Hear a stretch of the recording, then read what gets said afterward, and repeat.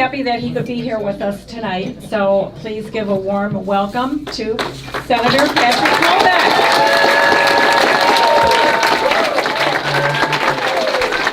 Thank you very much. Thank you guys, appreciate it. I really truly have an appreciation for how fresh and energetic President Trump is at all of his events. You remember during the campaign, I never saw him tired. Did you guys ever see him tired? And he ate McDonald's just like I do, so I don't get it. Well, you guys, you know I'm no stranger here at Lake Area Tea Party. Whenever we've had major issues in the legislature, well before I ever considered running for governor, we were out here making sure that you were informed about the issues of the day, right?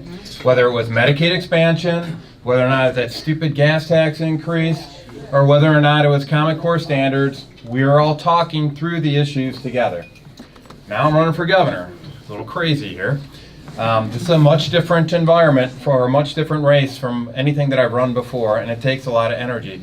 But there is something very, very special happening in our campaign.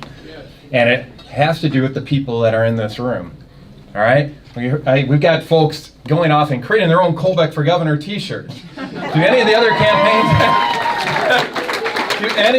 campaigns have anybody going off and doing things like that for their campaign? Heck no. There is an enthusiasm here because you guys know that I've been in it for the right reasons for the longest time. This isn't about me. This is about returning power and respect back to the people of Michigan. All right? And it's not just a matter of talking points. You guys know I've lived this. Actually, my therapy for it was writing the book Wrestling Gators, Outsider's Guide to Draining the Swamp. That is intended to go off and highlight how government really works behind the scenes. And that's what it's all been about with me coming out and talking to you and talking to organizations like yours all across the state. This is about a people-driven movement. This is a principles-driven movement. Now, our Republican Party, we have some issues going on right now, right? Thank you. Right? So it's kind of, everybody talks about establishment, and Chase, you're spot on. I appreciate your fire getting into this, and you got my full support in your race. I don't know if you're still here or not, but hey, there you are. Thank you, Chase. I appreciate it. And Kevin, take out Randy Richardville's girlfriend, please. Not for dinner, just for take her out of the race, please. Randy Richardville he could have posed for that book cover, I think. But the issue is our division is between platform Republicans and fraternity Republicans, right? So the people that, because of the relationship that they built, they feel like they're owed a position, right? And I upset that when I ran for Senate the first time. I was told, go away, boy, you bother me. You don't have a chance, you're never going to win. And you know what? We were the first person elected directly in the Michigan State Senate in over 3 decades without any political experience, all right? And we beat 4 former state reps in the process. And that was because of folks like the folks in this room right now. It was a grassroots effort. We are sick and tired of politics as usual. I am, and Tom was exactly right when he was talking about we are not going to win this general election with politics as usual.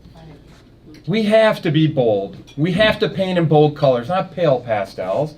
We have to be conservative. And obviously, you guys know I'm consistently most conservative senator out there, probably most conservative legislator across the board on a lot of different topics. And it's not because I'm trying to check the box and be the most conservative, it's because I'm doing what I said I would do when I ran for office. Right? Isn't that refreshing? Right. You're supposed I still remember a little conversation that I had with Senate Majority Leader Arlen Meekoff. He was accusing me of being insubordinate because I had issues with his, because I was a little upset with him giving me a hard time about not notifying him about going to a Right to Life banquet in his district. And so he called me insubordinate on the Senate floor, and I remember sitting there saying, let me get it to you straight here. I do not work for you. I work for the people of Michigan. Yeah, clap now, but I lost all my committee assignments 2 days later. So, but these are the games that are being played up there, and it was done to silence my voice for this upcoming campaign. And I refuse to be silent. I won't attack individuals. I mean, I get a little frustrated. I want to set the record straight with Arlen and why he did that kind of stuff. But when it comes to policies, and what's really frustrating for a lot of my colleagues is that they get asked in their district, why can't you serve more like Colbeck? I mean, I'm just putting it down on the bottom layer. That's it. That's the frustration that a lot of them have. Because I will speak out against bad policies like Medicaid expansion, i.e. Healthy Michigan, i.e. Section 2001 of HR 3590, known as Obamacare. I will speak out against it. And what really ticks them off is I actually provide alternatives that actually work out better and adhere to free market principles. Same thing on the gas tax. Remember what happened on that? I was outspoken on that. I said, guys, there's another way to go off and fix our roads without increasing taxes. Remember 81% that said no? And what happened after that? They wanted to do it without a vote of the people, and they increased the taxes. And right after they did that, they repurposed $400 million in general fund money that had been going towards transportation to transfer it over to backfill potholes and Medicaid expansion. That's the type of stuff that ticks me off. So as we go into this election, I talk about principles. I want to return, it's kind of the platform Republicans. It's going back to principled service. So the nice thing about principles, if you know what my principles are, you know how I'm going to serve today, and you're also going to know how I'm going to serve on the issues of tomorrow as well. And so the vision I want to paint here for the citizens of Michigan is pretty simple. I call them principled solutions. And I start with something that's pretty important that I'm very passionate about. And it's the elimination of the state personal income tax and the senior pension tax right along with it. Now,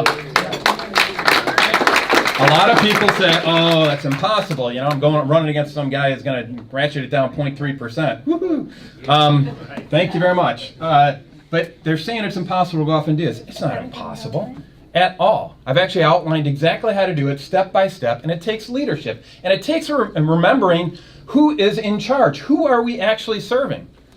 Right? It's supposed to be the people. Right? Instead, what's been happening is that everybody that they're benefiting are the people that have the ears of the power brokers up in Lansing. And, you know, when we first get elected, we go into this little indoctrination camp called the Legislative Leadership Forum. And the solution to every single policy issue that we go up against is to increase taxes. Every single one. Guys, we need a little bit of innovation here, right? There are people that have lived in the real world. I've had my own small business for 6 years that I shut down to run for office. You know, they realize you can't constantly go out to your customers and ask them for more money for your goods and services. You got to find a way to make ends meet. Well, if we eliminate the state personal income tax, what's our biggest issue right now in regards to the growth of our economy? Yeah, it's people leaving. It's people that we can't fill the jobs we got. I got 31,000 job openings in my district right now. You know what happens when you actually decrease the income tax down to zero? Michigan becomes a 0% income tax state and a 6% sales tax state. I'm not looking at doing a replacement tax. We can get there without going off and doing a replacement. Guess who we compete against then? Florida, Texas, Tennessee. 0% income tax, 7% sales tax. All of our friends and family that left the state during the lost decade, including my sister, who's down in Florida right now, we can bring them back here because we're going to have some pro-growth economic policies back here in Michigan. There's a lot of other principal solutions, but I got solutions on how to fix the roads without increasing taxes. You guys know I've challenged all my colleagues to debate on that. That's not exactly how to win friends and influence people. But I was so tired of people saying that the only way to fix our roads is to increase taxes. That's bump. Also, we're going to go off and lower the auto insurance rates, and we're going to retain the lifetime benefit. I got a method to do that lowers them by a minimum of 40%, and we can get all the way to 60% if we can get creative on how we repurpose the funds that are sitting in our Michigan Catastrophic Fund. And we can retain the lifetime benefits for those who have been injured in an auto accident. We're going to eliminate Common Core once and for all. I'm so tired of this, and I am so tired of this. And we're going to get education back between the parents and the teachers and the students. What a concept. By the way, that's the only way things improve. There's never been somebody with an ivory tower from Lansing or in D.C. to come down to a school district and turn things around. It's always been the parents, teachers, and students saying, not on my watch. So let's look forward in this coming election here. All right, this is going to be kind of interesting. What happens every single 8 years? We flip-flop between a Republican governor and a Democratic governor, right? Republican, Democrat. Guess what part of the cycle we're on? We're on the Democrat cycle. We put forward a politics as usual candidate into this. we're toast. We're toast. And Callie and Shooty, I mean, they don't get to be more politics as usual than either one, right? This is getting to be the point where I get a little frustrated with what's going on with the media right now. Remember, everybody looks at the polls. Gosh, this is ridiculous. We've done our internal polling. You know who's the most popular candidate in this race right now? Undecided. Somebody named Undecided. So whoever that is, I haven't seen their yard signs or anything, but man, they're pretty popular. And it's not because they don't know who Shooty and Callie are.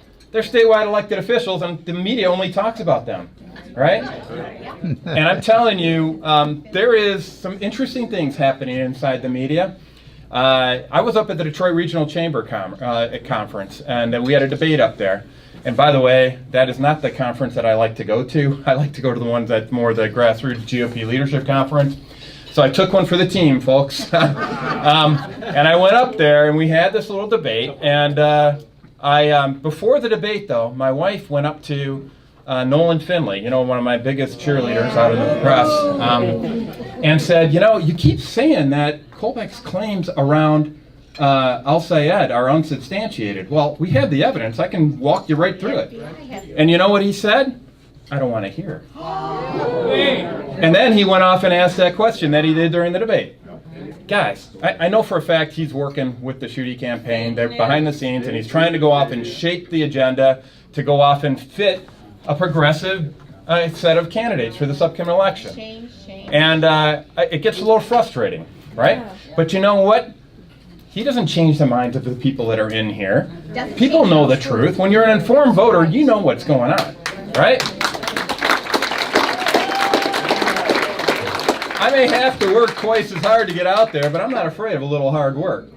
All right? So when we go up and you start looking at the different records for the folks on the Republican side of the ticket, I mean, it's pretty straightforward what the differences are, right? Let's look at cronyism, right? You guys see the Mackinac Center report that came out on who votes for corporate subsidies and who doesn't? Yes. All right, what were the ratings for Bill Shooty? So 100% of the corporate subsidy votes that he had an opportunity to vote on, he voted in support of, right? Brian Kelly, guess how many he got? 97%. Guess what my scorecard was? 3.5. 3.5%. By the way, that is the best record of any senator in the last 2 decades. And that means that I'm going off and remembering that whenever we go off and do special payouts for these economic incentives for folks like that, all we're doing is saying, well, they matter more than the people here because they're using our money to go off and pay for that. There's $1 billion in the MEDC and Michigan Strategic Fund budgets that are out there that they use of our tax money to play Russian roulette and just play venture capitalists with our money. That's not right. That's why I'm pushing for the elimination of state personal income tax because guess what? That benefits everybody. That benefits small businesses that are pass-through entities. And you know who else it benefits? Families, right? Remember those guys? We're supposed to be the advocates and lobbyists for the families. All right, so we're going up against some folks that are not platform Republicans. They are definitely fraternity Republicans. And I want you to understand something. It doesn't get a lot of publicity, but it's something that's pretty important. Do you know what Rule 11 is? No.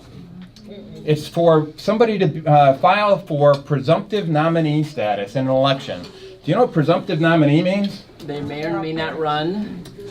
That presumptive nominee means that they open up all the party resources in the primary, not in the general election. Guess which one of our candidates decided that he didn't want to go through this whole primary election process and wanted to be the presumptive nominee? Shooty. Bill Shooty. Yes. Now, to the credit of our party officials, we had Rob Steele and Kathy Burden and Ron Weiser had to agree to do that in order for that to take place. They have not agreed to that, so he's not going to get away with it. Now, because you know why? Because if they did that, we would have a mushroom cloud over the Michigan Republican Party coming into the general election, right? So it's smart that they did that. Now, I'm not going to say that they're not necessarily amenable to that, right? I've got the Michigan Republican Party has said some not so kind comments about me and that were not true either. You're right. And it's very frustrating, and because every single time the media goes off and puts out a press report, they say even your own Republican Party is against you, Colbeck, right? Well, yeah. Well, we got to change that, right? We got to get a party that we can be proud of, because we got a party that's actually focused on our best interests. And so we've got some work to do, right? We've known that. This has been a struggle ever since day one. Frankly, I was asleep at the wheel for the first 43 years of my life. I wasn't engaged in politics, but man, I'm paying my penance now. All right? I've studied my Constitution. I'm getting engaged. I've even wrote a book on how government really works that's intended to be a tool for each and every one of you in this room, because you're going to see the difference between swamp politics and public servant politics, and you're going to know what levers to push, what levers to pull. That is the goal of getting that out there. I am so tired of these guys running the roost on this stuff. So when we come into this upcoming election, we've got a lot of key endorsements from Trump delegate, like Wes Gary supported us. I've got the support of Bob Lutz. By the way, if you hear Wes Gary's endorsement speech for me out in Livingston County, it was, I never had an endorsement speech almost bring me to tears, but it was so, Bob Lutz, he's not about bringing people into tears, but he's an automotive legend, and he likes my innovation with how I go off and approach solutions. Also got the support of David Littman. Do you know who that is? Former chief economist. And you know why? This is what I really love about his endorsement, because he recognizes I'm the only candidate that actually focuses on the expense side of the ledger, not just the revenue. What a concept. We got the endorsement of somebody named Catherine Engelbrecht. Do you know who that is? From True the Vote? I know Lois Lerner knows who she is. And you know why? Because when we were talking about all that voting stuff earlier on, right, when Stan was up here, I was the one who actually called for an investigation into voter fraud in the wake of that presidential election. I sent a letter to the Secretary of State and to the Attorney General. Secretary of State responded. They did an investigation. They found 31 counts of voter fraud in that last election. Now, that 31 is not the important number. The really important number is what happened afterwards, and that is 0. Guess how many prosecutions we had? 0. And guess who's responsible for those prosecutions? And what do you think that message? What do you think the message is that's sent in the result of that? Surrender. Yeah, keep on doing it. There's no. He's playing politics with our election process. And then at the same time, he's sitting there telling Donald Trump that he's got his back for the election. I don't think so. His actions don't match his words. And by the way, on the subject of his support for the president, the only time I ever see him out here supporting the president is when the president's out here with cameras, but with bigger reach than Ken. I'm sorry, Ken, but I mean they're the national, international media. I mean, if you've got a W in front of your name on it, he'll come out here for it. Same thing with Mike Pence. But when it comes to actually supporting him with the grassroots and making sure everybody rallies behind the president, he ain't out there. Not at all. I've been out there in the middle of 20-degree temperatures with wind out in the Capitol, out in Lansing, saying, we finally have somebody who's doing what he said he would do as president, support him. And that goes out to the grassroots. It's not about getting my own personal interests and photo ops. By the way, you know what? You remember what happened when he came out to Washington Township? The president came out there. So Bill Schuette, by the way, that was a Schuette event. That wasn't a Trump event. That was a Schuette event. And they told us we couldn't bring in lit for us or signs or anything for governor campaigns or anything. But some of our innovative people found ways to, Debbie Haas, Kim, Jonda, found ways to get in there. So you remember the infamous quote, "Where's Bill?" Right? You know how that happened, and why I say something very special is happening on this campaign is because you shuttled in a bunch of signs on Kim's wheelchair, right? Yeah, yeah. They didn't want to show any pictures of somebody in a wheelchair being ushered off the stage, right? Because they were supporting Colbeck. So they were up there making sure that Mr. Schuette had a front row seat at Colbeck for Governor signs, right? And so when he went backstage afterwards, and by the way, they tried to put out some misdirection on this afterwards that said that Schuette was out in the crowd after he's done. That's why they couldn't find him. Has anybody seen a picture of him out in the crowd afterwards? No. I haven't seen any, and there's a lot of people taking pictures at this event, I think. He was out pouting, right? Because he was told that nobody would have any of these signs out there, and it's going to be a Schuette event. And so his big moment in the sun when the president was going to call him out and say, hey, there's my guy. He was a no-show. And so what does that tell you, too? He had heard what he wanted to say, right? He didn't care what the president had to say. It was all about Bill. So there is a difference in the candidates in this upcoming election. You know, I've been out here and down for the struggle for quite a while, guys. This is my least favorite job that I've ever had in my life. And now I have a lot of supporters that help make that a lot easier. I really do appreciate that, but seriously, this has been very frustrating for me throughout this. So you know what's even more frustrating? If I didn't do everything I could to make sure that people that want this job too much are the ones calling the shots, because they're doing it for themselves, and I'm tired of that. We need to have people that are going to be focused on principled service. We can really turn around our state. When Michigan goes off and sets the bar, other states will follow. If other states follow, the feds will follow as well. When I led the effort to make Michigan the 24th right-to-work state in the Michigan Senate, that set off a wave around West Virginia and Missouri, across the board. Other states started passing it. When I passed legislation for free market healthcare alternatives around direct primary care, other states started passing it, including Wisconsin and Tennessee and Florida.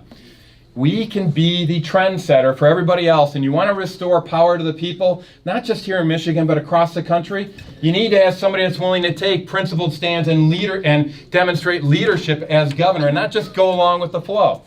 That's what I've done. I am the only one that is going to beat whoever the governor candidate is on the Democratic side. And I'll tell you why.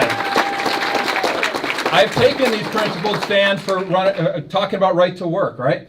I actually had one of our supporters pulled up to a gas station in Tillman, Michigan, had the Colbeck bumper sticker on it. This guy came up to him and said, you know what? That's my guy. I'm voting for him. And he goes, really? Yeah, not only me, but all the guys in my GM UAW local are voting for him. And you know, and he goes, yeah, they told us to vote for Hillary in the last election. We all voted for Trump. They're telling us to vote for Gretchen in this one. We're voting for Colbeck. And you know what else happened? All right, I went to somewhere where I didn't realize this at the time. I was the first Republican gubernatorial candidate to go here in over 38 years. I went to the Michigan Association of Government Employees. The land of SEIU, AFL-CIO asked me to go off and talk about my run for governor. Now, I got up there and I talked about right to work and how it was good for rank and file workers. I talked about how we need to get away from pensions and we need to promote defined contributions. And you know, I got a great reception. And when I walked out of that place, I had people chasing me down saying, I want to volunteer for your campaign. You know what's happening? Republicans, independents, Democrats, Americans across the board are tired of politics as usual, where people are telling them what they want to hear instead of actually being honest with them. And that's exactly what I've been doing throughout my tenure in the Senate, is being honest with people. And it drives some other folks crazy, drives Senate Majority Leaders crazy. But you know what? It's the right thing to do. I sleep well at night when I get home, and it's what we're going to do as the next governor here in Michigan. So I want to thank you guys for all your time. We got any questions? You guys can bring them up. Yeah.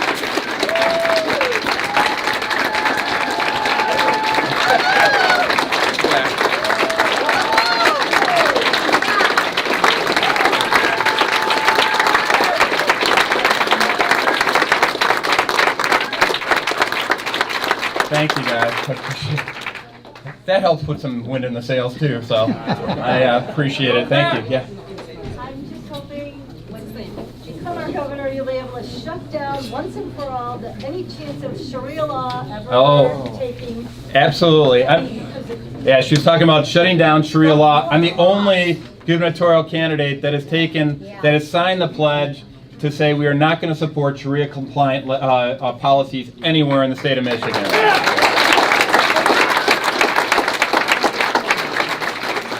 Absolutely. Yeah. As a follow-up, why are the rest of the Republican legislators and the Republican establishment so afraid to stand up for American laws, for American courts, for upholding the Constitution, for prohibiting the application of foreign laws that contravene our Constitution? Why are they so afraid of all of us? In whose pocket are they? Well, I think you said the key word, afraid.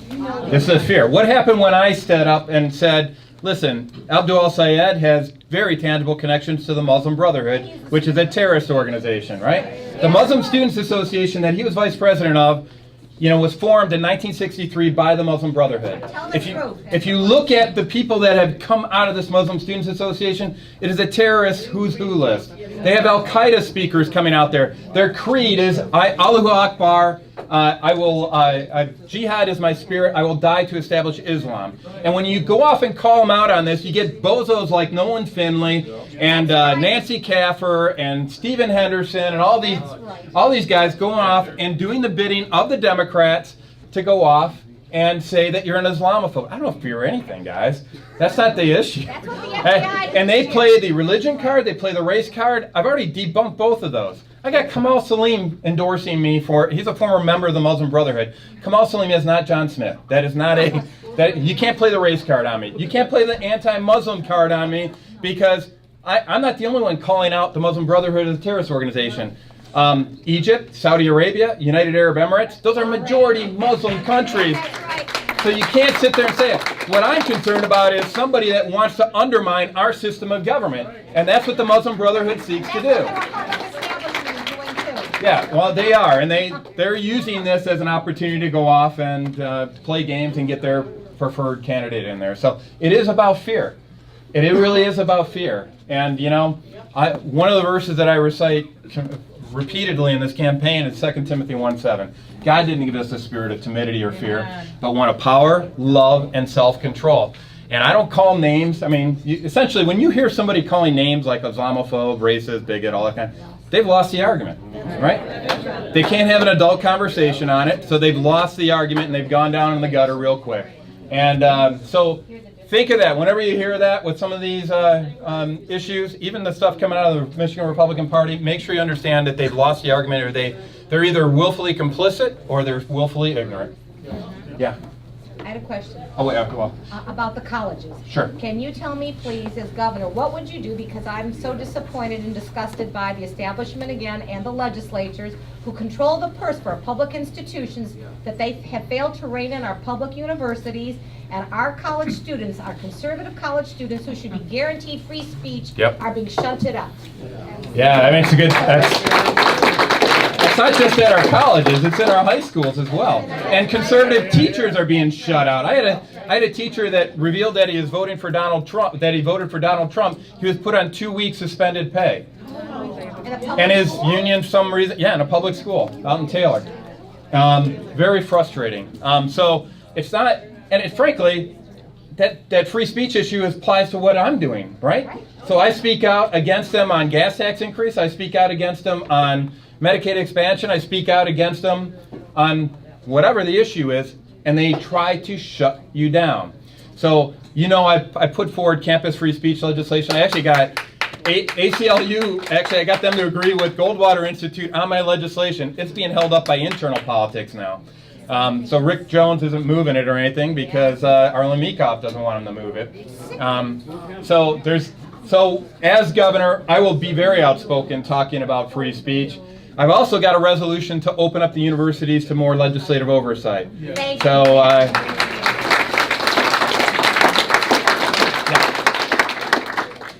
Passed out the sheet that said 60% of the counties had more registered voters than adult citizens. Yeah. What can be done about that? Because like in Canton, the last elections, we saw a sweep of Democrats come in.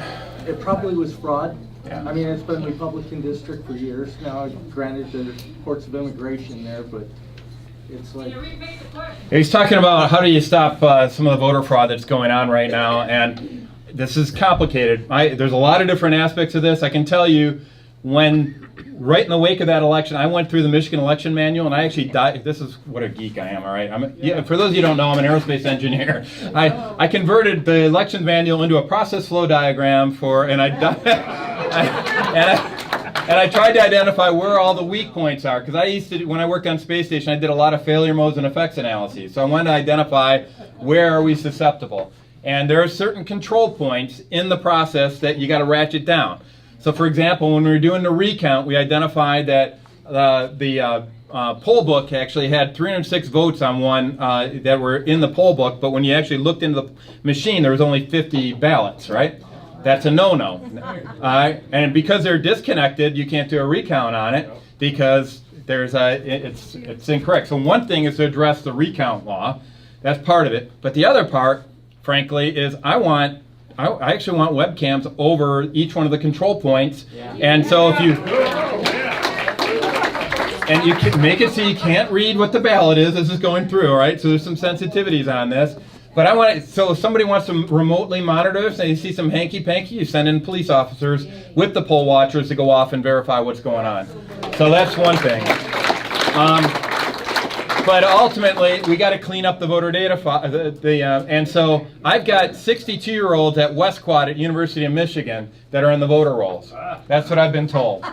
So, I mean, I thought 30-year-olds in the basement was bad, but man, if you got 60-year-olds that are still going to school, that's a big deal. So that's something we got to go off and fix as well. Oh, one thing before I forget. I need a call to action for each one of you. It has nothing to do with the campaign here, but it's even more important than the campaign. Over 2 years, I was working on a focus group for these new social studies standards that were being proposed by the State Board of Ed. Now, we can debate whether or not there should be standards at all at the state level on that, and I'd love to have a discussion on you. Fact is, they're going to do it. So if we're going to do it, let's make sure that they got a conservative viewpoint in there, right? For 2 years, I served on this focus group with 2 requirements, that it had to be politically neutral and it had to be accurate. We got agreement on all 15 issues that I cited in this. It's a big deal because before they were promoting Islam to the exclusion of every other faith.